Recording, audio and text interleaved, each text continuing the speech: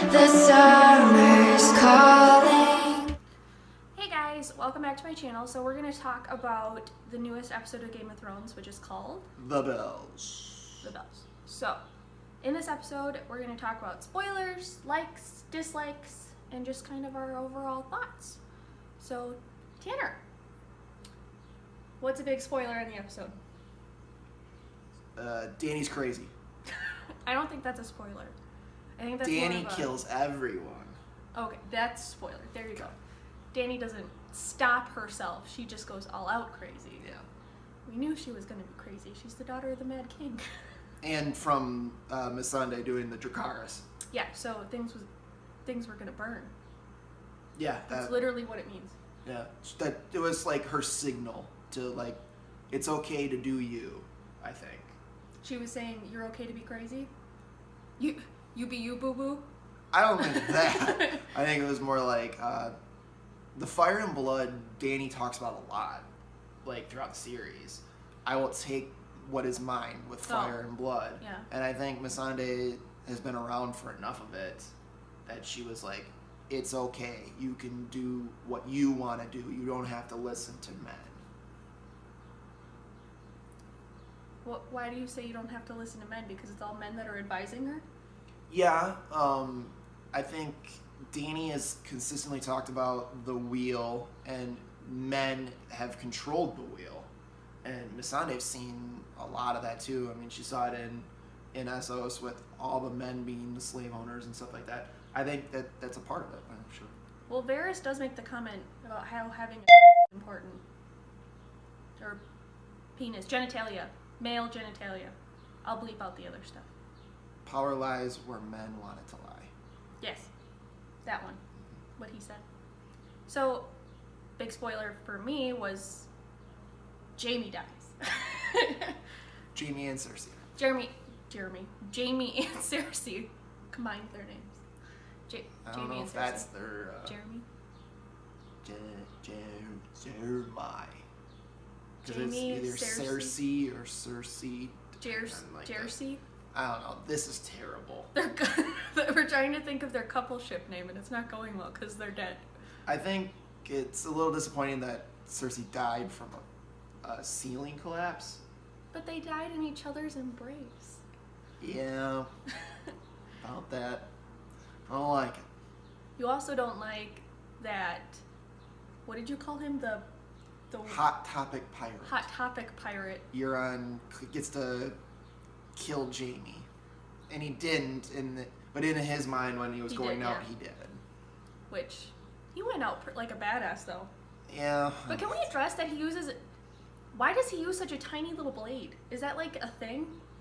Probably a pirate thing. A pirate thing? I don't know. Because like, Jaime's got a long broadsword. Well, And he's just got this tiny little shiv.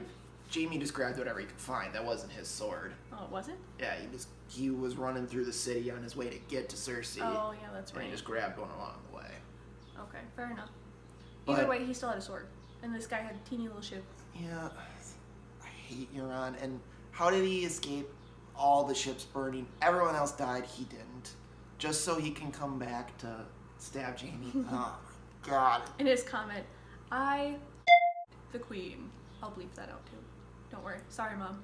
It's that he got to look in the camera's eyes and said, I killed Jaime Lannister. Like he was giving the finger to the entire HBO audience. Well, I'm sure there were a lot of people that had the same reaction you did, jumping off of the couch going, no, Jaime can't die. But then again, he didn't die until later. Spoiler. But let's go into the death part of it, of Jaime and Cersei. The ceiling collapsing on top of them. Just rubble. Very much a metaphor. Why do you say that? Oh, I get where you're... I didn't even think about it like that. That the entire city fell on Cersei. She tried to lift it up and be the ruler and do it all on her own for her children, which were dead, except for the fact she was pregnant. Which, now I guess technically this child's dead too. She's not pregnant anymore. No. Oh, that's a dark joke. That was a dark joke. Ooh. She literally all of the... What is that metaphor? How many balls do you have in the air? Because you're juggling everything. Literally all of the balls fell on her at once. I think it's just called juggling. You know, she was juggling so many things and all the balls fell on her. I don't know if there's a phrase for that. I think Isn't that like a metaphor? I think they're all. I don't know. I swear that's a metaphor. Well, the juggling act, yes, but I don't think there's like a word for it. Write in the comments below if you believe that's a metaphor or if you know it's a metaphor. Don't write in the comments. Do it. Yeah, that it just irks me that Jaime went all the way back to Cersei and like He left Brienne. gets to claim that he did what he, and I get it. In his mind, it's the person he's loved his entire life, the person he came into this world with, and he ended up going out with. Yeah. But the scene between him and Tyrion before Jaime got to go into King's Landing Oh, that was so broke sad. my heart. The fact that Tyrion looks at him and says, "You're the only one who didn't make me feel like a monster. You're the reason why I survived our childhood." That was a powerful moment. And then their embrace and them sobbing together. I had tears. Yeah, it was. I did. It was a powerful moment. That was good writing, good acting too. Do you think that was a thing Tyrion was saying, like he was gonna kill himself? Oh, I didn't even think of that. It felt that way. I feel like he might now that Daenerys went all off the chain and burned everybody. No, I think he's just gonna get like tossed in a dungeon now. I think he's done. No, but like, I just feel like the way he said it, it felt like it was a more important thing than just glossing over, to be completely honest, because everyone around him, his entire family except Jaime, and all the servants and everything, had to treat him nicely. Because he was a Lannister. Yeah, but like didn't treat him nicely. Because he was a dwarf. Yeah. And he was different. I thought that was a very interesting, like, just a sentence to drop. Because they've never really discussed anything like that other than that he hated his family. Which, I mean... Because they treated him like he was a monster. Except for Jaime. Yeah.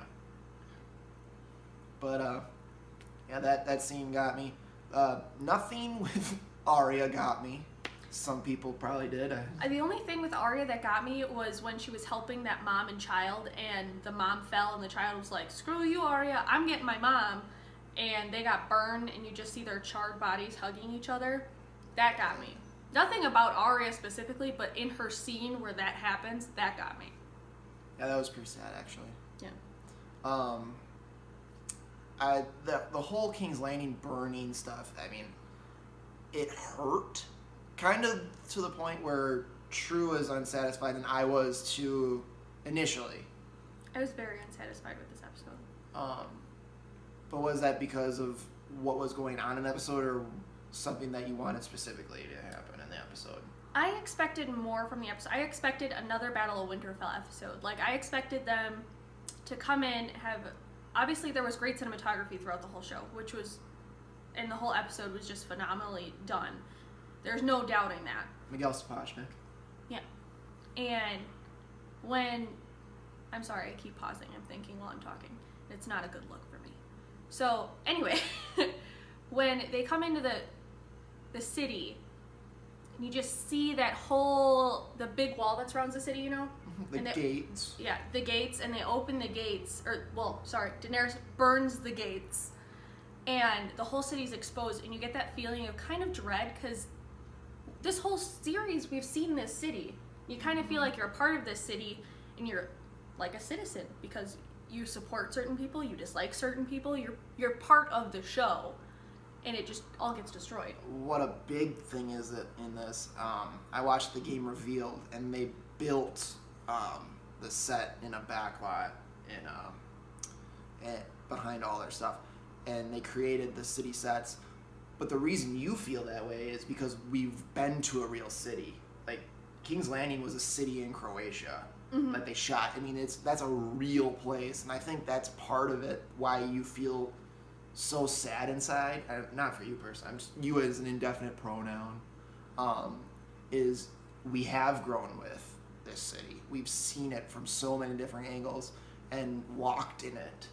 Yeah, I mean, the Shame episode with Cersei, we literally follow her through the city. I guess it wasn't that wouldn't be the episode that you would reference the most, but you literally follow her through the city. There was a lot of walking. Yeah, I guess that's not where my head went. But seeing all the ash at the end, wow. I mean, it was powerful. And- It was very unsettling. I think that's where I wasn't unsatisfied in the moment I thought I was. I think I was very unsettled. And I think that was the purpose. Right. I think the comment you made to me during the episode about how when Dany has her vision of the snow, and when she sees the Iron Throne, it wasn't snow, it was ash. From her own doing. From her own doing, exactly. And we all just assumed that might have been because winter is coming and it was snowing and something happened that it was all exposed, but it was really because she tore shit up and ash was falling through every crack and crevice into that throne room. Yeah, I think that's more for next episode, less than this episode. But it is part of it that she saw this white stuff and she's the reason of the white. Yeah, she caused it. Yeah. It was her own fault. And the thing is, though, is I'm excited to see in this next episode Dany's reaction to her doing all of this. Like, what's going to be her rationale? Like, what is she going to say to, like, Jon? Like, Jon said retreat and told people to leave the city because clearly Daenerys didn't even care that her own people were in the city when she was doing some of this stuff. That was one of my big likes, was Jon. And Jon is one of my favorite characters. I mean, it's the classic hero character. He's not my favorite character, obviously. But seeing, like, realizing, oh my god, we're the bad guys. Yeah. That was so beautifully done. And because he just, like, pauses and just, like, starts leaning backwards almost. And Grey Worm clearly was okay with being the bad guy. That guy's a douche anyways. Like, once Missandei was killed, that was his free pass. Yeah. So, but can we speak? So this was the Grey Worm part. The bells go, and Dany just looks off and just, you know, sadness in her eyes. Mm-hmm. She just takes off and starts going. And Like that she was sad they surrendered maybe, actually, that's an interesting way of thinking about because it. she wanted to do more damage. Well, she clearly did afterwards.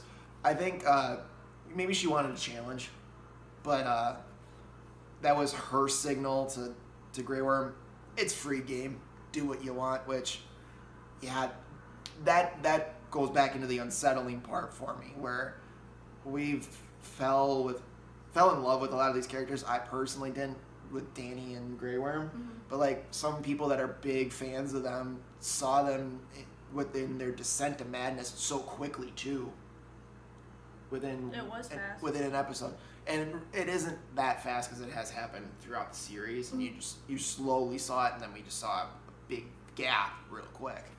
That was harsh.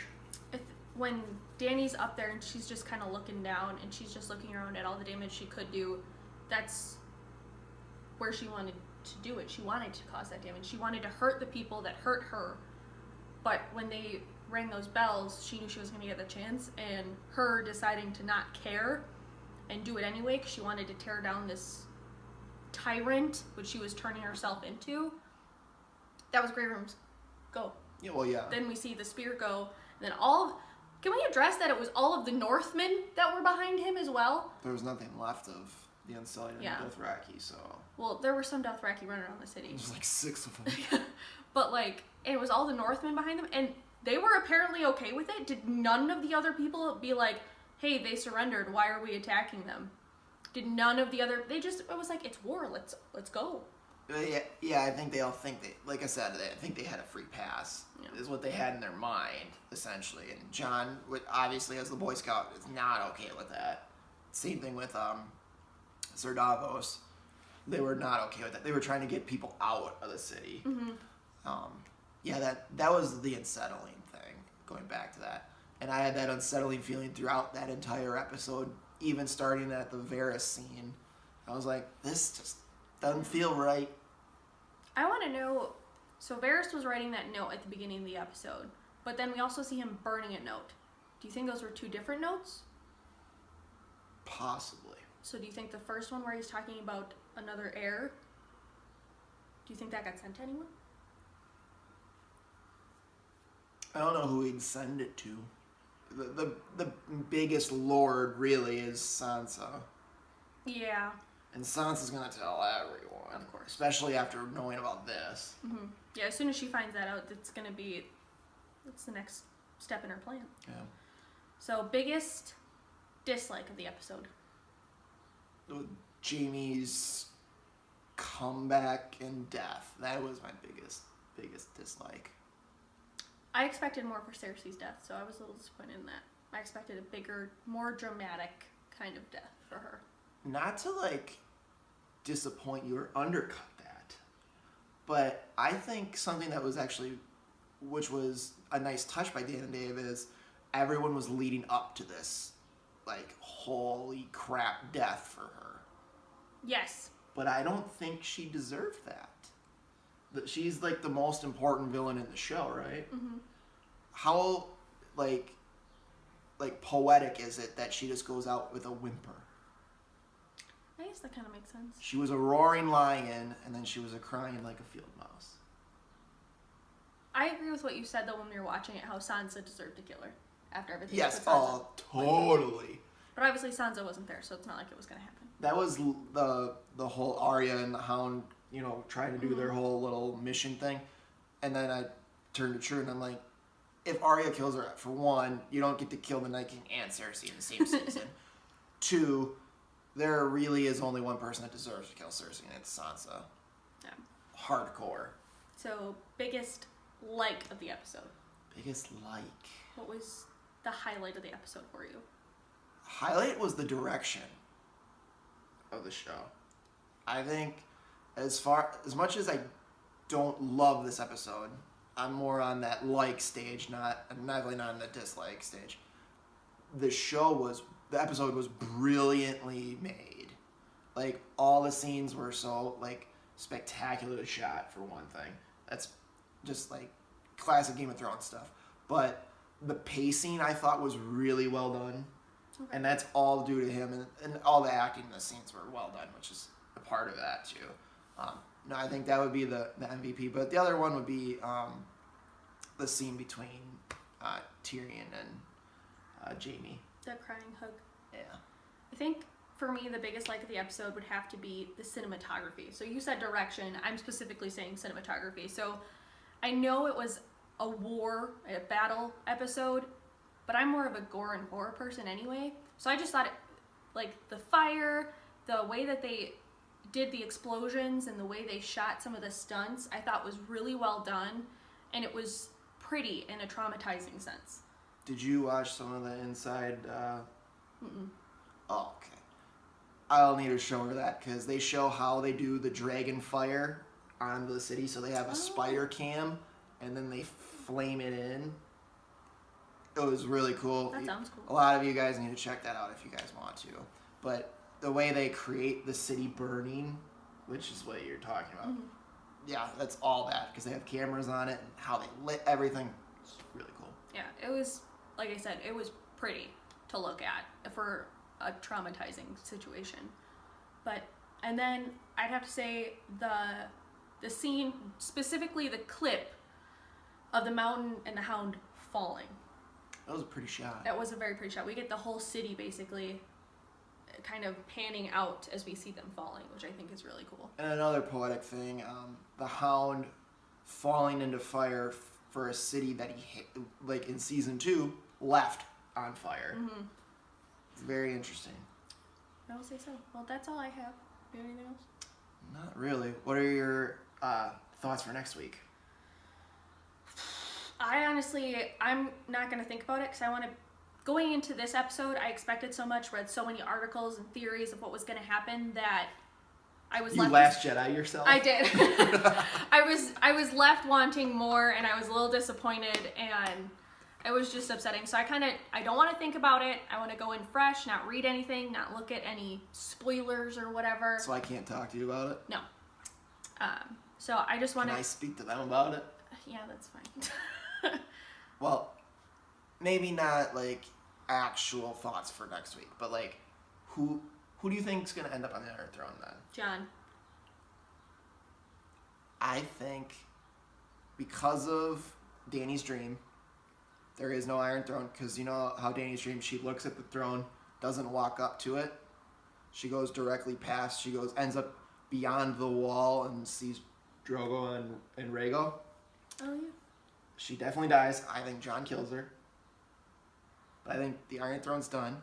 I think Sansa then rules the kingdom from the north, and Tyrion has her hand. Well, that would be a twist. I think King's Landing is no longer the capital. Well, I mean, there's nothing left of it. Obviously.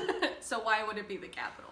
No, I think I really do think that Sansa is gonna lead the show. Well, not the show, but lead Westeros once we're done. I think that, for one, I never would have said that 2 years ago, but I love it now. And I think if I'm given a 1 through 8 season watch, that would be the most satisfying ending for someone who hated Sansa. Mm-hmm. To then she gets this literally crowning achievement. I think that would be something That would be very, pretty cool. very awesome. I will agree. Go Sophie Turner. Yeah, like I said, I don't want to think about it. I just want to, I want to go in blind and, I don't know, expect the worst and get the best. Well, that's the internet these days. They just expect the worst and complain about the worst. That's fair, yeah. All right. Well, that's all we have. Leave comments down below. Our dog is snoring in the background. And I guess we only have a couple more of these left. We got one left. We got one left. We have, fortunately, we only have one left. So I mean, we can make a video about Veep. we could talk. Well, I mean, there's other shows we can talk about that are coming up that I'm sure a lot of people are going to be into. I loved Veep, if you want just my thoughts. Another HBO show, Veep, was really good. Anyway, thanks guys, and don't forget to hit like and subscribe. Bye.